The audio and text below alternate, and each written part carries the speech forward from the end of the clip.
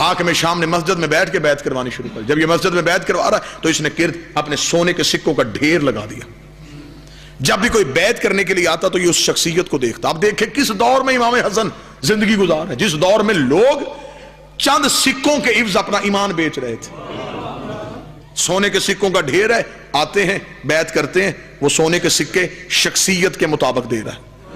جس کا جتنا کردار ہے عرب میں اسے اس کی قیمت اس کی شخصیت کے مطابق دی جا رہی ہے. ووٹ خریدے جا رہے ہیں اور اپنی بیعت کروائی جا رہی ہے. سکے دیے جا رہے ہیں, ووٹ خریدے جا رہے ہیں. شام کے وقت امام حسن علیہ السلام مسجد میں نماز پڑھنے کے لیے آئے. جب دیکھا اس نے کہا اچھا تو حسن آپ اس لیے تاخیر سے آئے, شاید میرے خزانے خالی ہو جائیں. اس نے کہا حسن اگر آپ بیعت نہیں بھی کرتے پھر بھی ٹھیک ہے. اس نے اپنے نوکر سے کہا صبح سے لے کے شام تک جتنا خزانہ تقسیم کیا اس کا دگنا کر, حسن کے قدموں پہ ڈھیر کر. امام حسن کے قدموں پہ سونے کے سکوں کا ڈھیر آیا. امام نے کہا یہ کیوں دے رہا ہے؟ اس نے کہا آپ نے میری بیعت نہیں کی لیکن پھر بھی آپ رسول کے بیٹے ہیں, آپ خالی نہ مسجد سے جائیں, لے جائیں, میں ہندا کا بیٹا ہوں. اس نے یہ جملہ کہا, امام حسن مسکرائے. امام نے اللہ اکبر کہہ کے نماز شروع کی.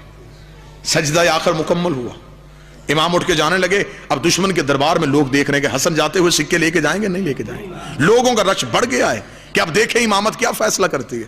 لوگوں کا رش بڑا ہوا ہے. یا امام نماز ختم کر کے سجدہ آخر سے اٹھے, ایک شخص دوڑتا ہوا مسجد کے باہر لوگوں سے پوچھ رہا حسن مسجد میں ہے, امام علی مقام مسجد میں ہے. پتہ چلا امام مسجد میں. دوڑتا ہوا امام حسن کے قدموں پہ ہاتھ رکھ, مولا میں نے منت مانی تھی, میری مراد پوری ہو میں آپ کی جوتی سیوں گا.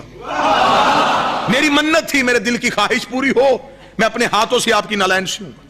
بادشاہ مجھے آپ کی عزت کی قسم ہے مجھے پتا تھا یہ طاہر قدموں میں جانی ہے.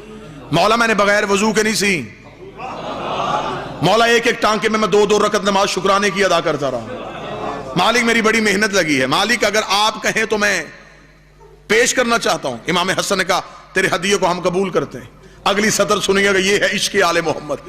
اسے کہا مولا ایک منت تھی ایک حسرت, منت پوری ہو گئی حسرت باقی ہے. امام نے کہا حسرت ہی تو تیری پوری ہوئی. اس نے کہا نا مولا وہ منت تھی, منت تھی یہ کام ہوگا تو یہ کام کروں گا, وہ کام ہو گیا اور میں نے نالین سی دی. اب ایک حسرت ہے. امام نے کہا حسرت کیا ہے؟ اس نے کہا منت پوری ہو گئی, حسرت تھی اپنے ہاتھوں سے پہناؤں گا. وہ جو سونے کے سکے لے کے جگر چبانے والی کی بیٹے کی بیعت کر رہے تھے, اب وہ پریشان کھڑے ہیں اور وہ تخت میں بیٹھا پریشان ہے کہ پیسہ دے کے بھی یہ عزت نہیں مل رہی, اور یہاں بغیر لالچ کے. اس نے کہا مولا میری حسرت ہی میں اپنے ہاتھوں سے پہناؤں گا. امام حسن مسکرا اور امام حسن علیہ السلام نے اپنا دایاں پاؤں اس کی طرف بڑھایا.